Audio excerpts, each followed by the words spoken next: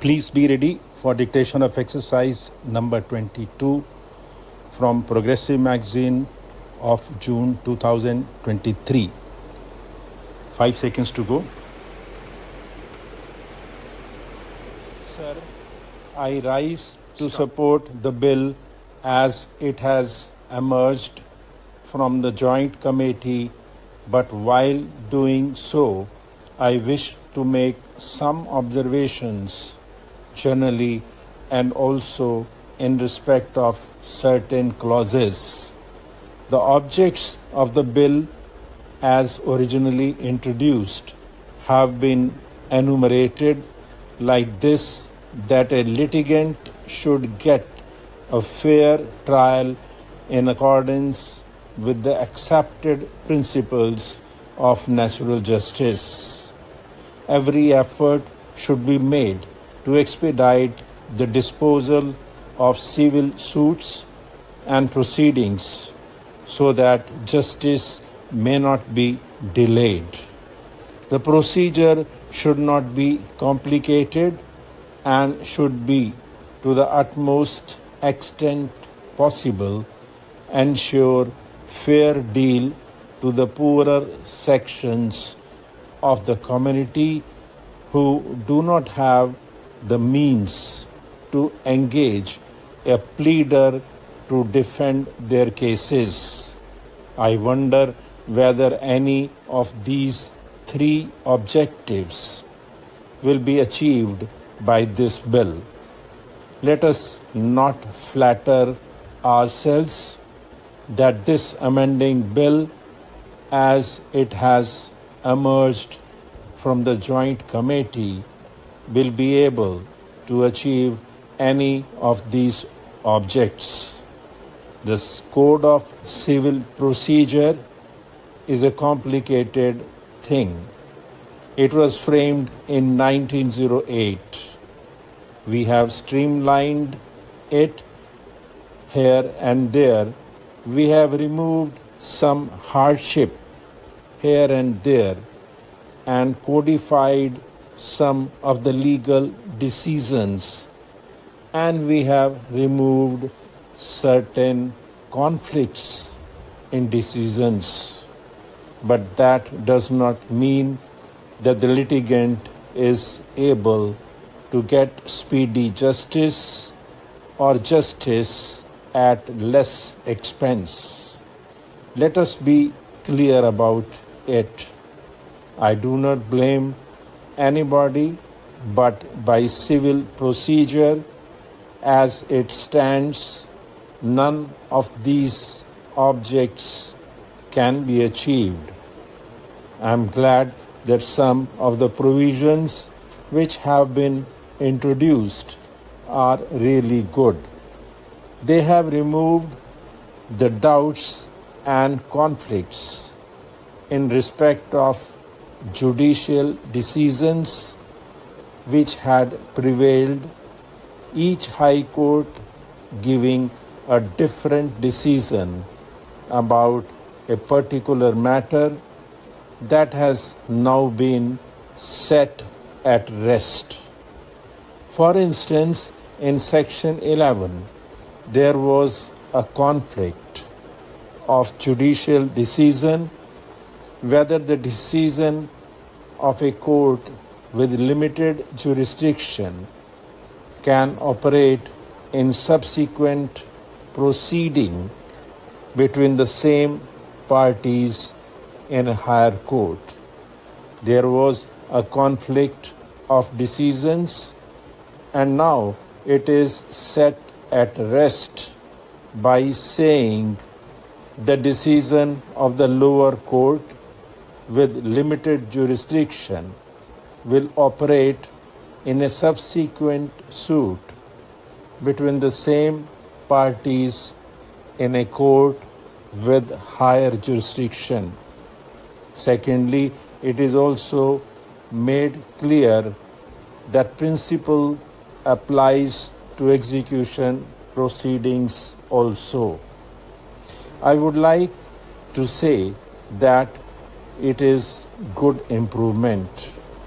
Section 60 of the original act has been amended, which has given greater concessions to the judgment, debt from arrest, and also from attachment of his salary. That will relieve some hardships. The Law Commission, in its 2 reports, have recommended the deletion of this section. The bill, as originally introduced, also deleted that section, but the committee, in its wisdom, found that the notice should be there so that cases which are genuine might be settled out of court by the government, so that unnecessary expenditure need not be incurred by the litigant, and also the litigant need not undergo unnecessary expenses and worry.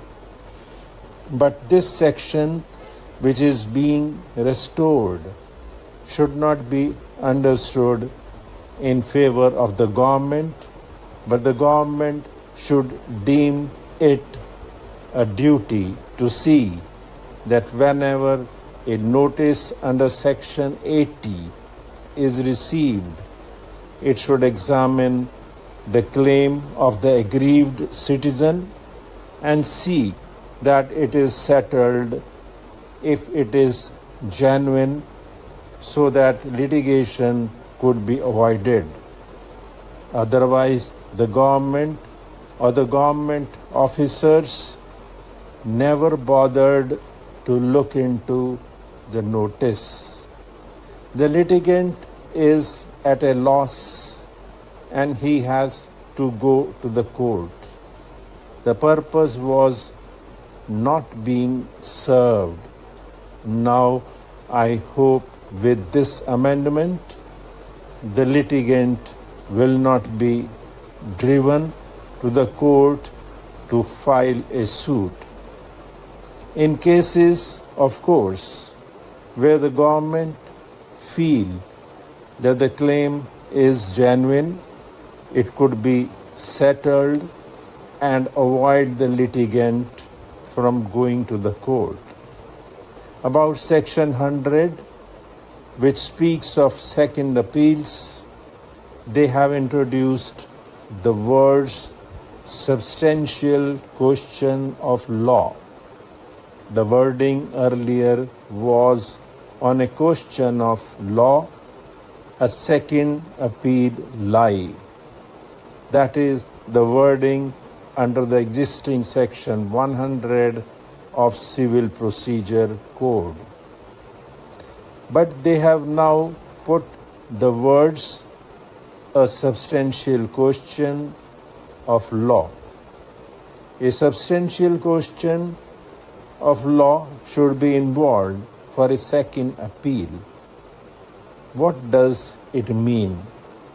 Suppose the decision of a suit depends on a question of limitation where the plaintiff files a suit and the defendant contests the suit as barred by time. Is it a substantial question of law, or is it only a technical question of law? If the latter is upheld, the appeal fails.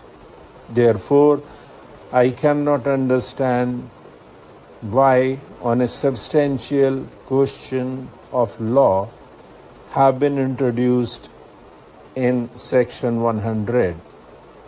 I think really it is taken out of the Constitution, where it is said substantial question of law involving the interpretation of the Constitution. I believe that any question of law which has the effect of deciding the result of the case should be considered as a substantial question of law. Stop.